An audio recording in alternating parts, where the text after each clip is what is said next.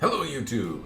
This is just going to be a quick video where I am going to try and show you some of the differences that you get between a very inexpensive European sword and a more expensive European sword. Now before I go in, I'm going to give you a couple disclaimers as I often do. European swords are not my area of expertise, if I even have an area of expertise.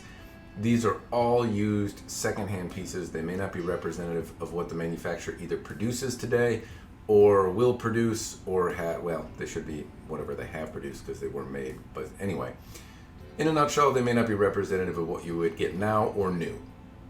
I'll go through a brief overview. This is something of an unknown European style arming sword. All of these are arming swords or single-handed swords. This is going to be my example of not good. Unfortunately, I don't know who made it, but this will kind of be the low-end spectrum. We have a dark Sword Armory, 13th or 14th century something. This is a prototype from Ronin Katana, and this is an older Albion sword, one of their original offerings. These are the arming swords that I just happen to have around right now, and I thought that this might be interesting to compare and contrast some of what you get between, you know, something on the less expensive side, something on the admittedly older but more expensive side, and then these two are examples of kind of in between. So I hope that's clear in what I'm trying to achieve. I'm not going to be swinging any of them around.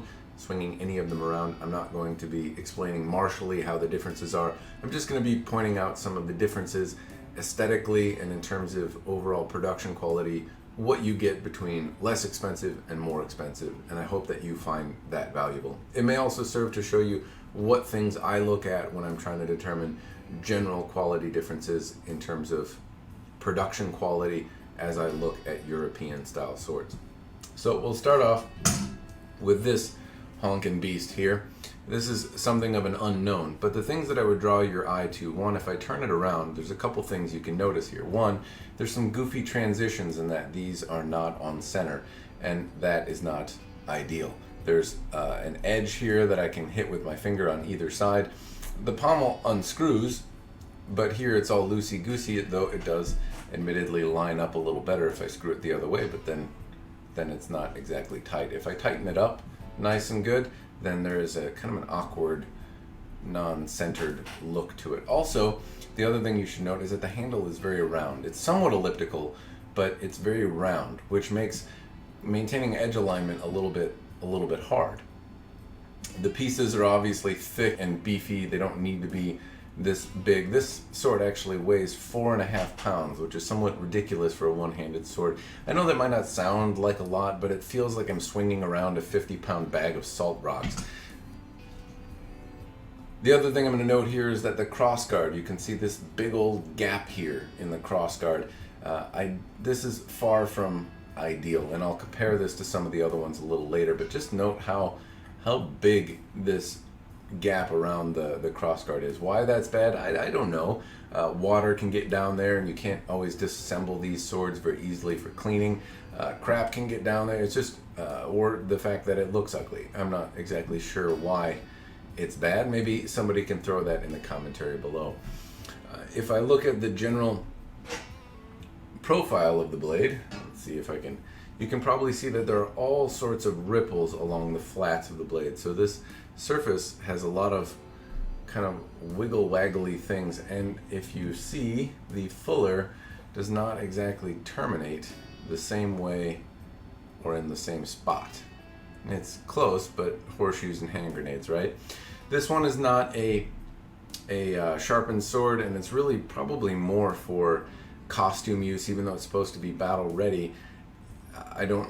I mean, you could club someone to death with it, I suppose. There's also a lot of finishing marks. I see a lot of sander marks on the blade. This might be hard to pick up in the camera, but there's just a lot that shows from the construction process of the sword, and you can see some of those various imperfections there. So again, we have the weird transitions, the round grip, the big holes between the blade and the crossguard, and then the finishing marks. If we move over to this dark Sword Armory, first off, you'll note that it's peen. Now this sword has a little bit of a wiggle. I'm not going to hold that against it because it's second hand, and you know, if you bash swords into things, that can happen.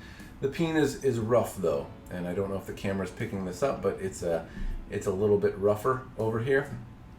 The grip is held up reasonably well. I mean, I don't see lots of scratches or anything in it. It's pretty beefy, but edge alignment is not terrible. You can see that it's elliptical in shape, and it has some nice little adornments on it. I would say it feels somewhat hard. I have pretty big hands, and this is feels okay in my hand, but I can see how it might be a little bit large for some other folks. We also have a pretty substantial gap here as well. Now, it is a marked improvement when I compare these two next to one another. Obviously, still not perfect, but improvement over really crappy, though I don't know if improving over really crappy is what you want. Blade profile wise, the blade has far fewer finishing marks on it. It has all sorts of little ripples in it, though. You can see the lines are not exactly perfect. The fullers do stop in about the same place, but it is still not an example of perfection. Still, the blade profile is better. I imagine that Dark Sword Armory has improved quite substantially on how they manufacture their blades. The photos that I see of their pieces now are vastly superior to this. That's, again, one of the reasons I did not review this, is I didn't think it really represented what you would get from Dark Sword Armory now. Still, it's a fun little sword, and I imagine it could be cleaned up without too much difficulty. Alright, so this is a Ronin Katana prototype. Ronin Katana European prototype. And if we look here, maybe, okay, yeah, it's focusing, hooray. So the transition between the blade and the crossguard is improved. It's smaller, not great. This sword would probably cost somewhere around under $300 at least if Ronin follows the suit with the price points they've been doing so far. The grip has kind of an interesting shape to it. It's got a big swell in the middle. I find this actually relatively easy to grip. It's thinner as well. It's not as thick a grip, so my fingers wrap around it. I don't really have any trouble gripping this, though it is a little meaty. The peen is not bad. This is a peened model. I can make out the peen somewhat on the bottom. It is here, but it's been sanded smooth. Maybe I can't make out the peen. I thought I could make it out. Anyway, it's supposed to be a peen one. I'm not actually seeing the peen. It's been ground down and sanded smooth. Everything is very tight on the pommel, but the crossguard has a little wiggle. This has gone through some testing though, so don't hold that against the sword too much. In terms of the general profile of the blade, here we can probably start to see even more refined lines. So if I'm twisting this around, and I apologize for the shittiness of the other camera view, but I'm not very good at this kind of camera work. So here, if I hold up and contrast it with the Dark Sword Armory blade, what you're looking at, or looking for I should say, is kind of the smoothness of the lines. You can see how the light reflects on them, and you can start to see some of the hammer marks and finishing marks. You can also see how straight the edges and lines are, and obviously there's a little bit of an improvement, I would say. The Ronin Katana seems a little cleaner, this Ronin Katana European prototype model. The fullers don't finish the exact same way, but they finish in about the same spot. Pretty close. The edge is quite sharp. I'm going to have to clean this off when I'm done thumbing around with it. But that's more or less what you're getting. Now, I'm not really comparing the shape or accuracy of any of these swords. They're all very different takes on arming swords, and maybe from different periods. That's not what I'm trying to say, which one is better or worse at cutting.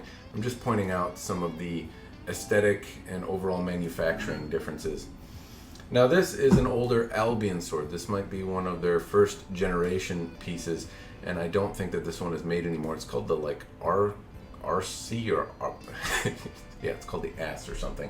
I'm not sure which model this is, but what we can see here is that the grip is very small, almost rectangular. It feels very good in the hand. Even with large hands, I'm able to get around it. I really feel like I have control of the blade here. It's a little bit small though. Finishing wise, Albion's got better from the other examples that I've seen. There is a small ridge around here, but still the gap is very, very small.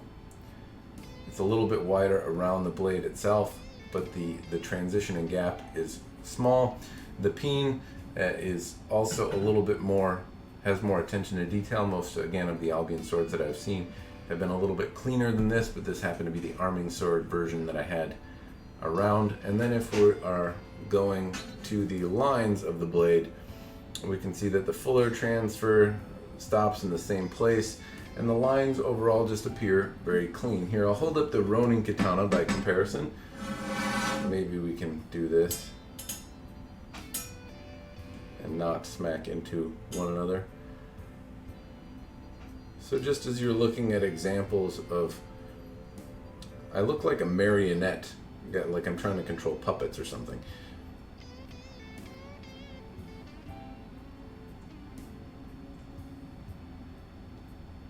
But the cleanliness of the lines on the Albion, I would say, are better. This, again, is an older one, and from what I have read as well as seen, the newer ones are a bit more refined. Still, what we see in terms of differences here, though, is the grip material it's aesthetically a little bit more pleasing. Hopefully my camera grabs this.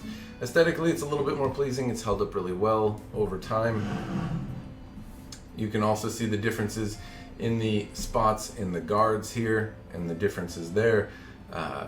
There's also differences in the blade where the fullers terminate and how smooth the planes of the blades are. All of those are things that I look at. Now, obviously, cutting ability is a big difference between a $100 sword and an $800 sword. Many of you might say, which one cuts better? I'm not going to test that here. What I would say, though, is that when I hold this inexpensive one over here, it's 4 pounds 4 ounces.